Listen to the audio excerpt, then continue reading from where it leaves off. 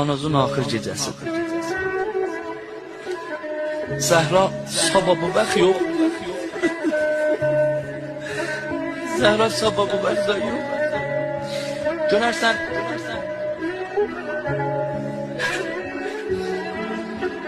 dühtür deyər ki, götürün aparın evə. Aparın evdə canı çıxsın.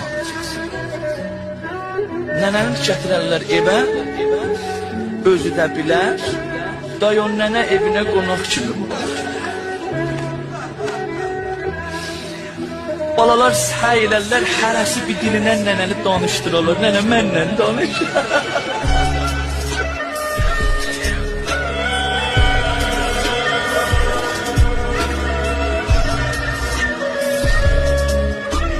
O birisi deyər, nənə mənlə danışır.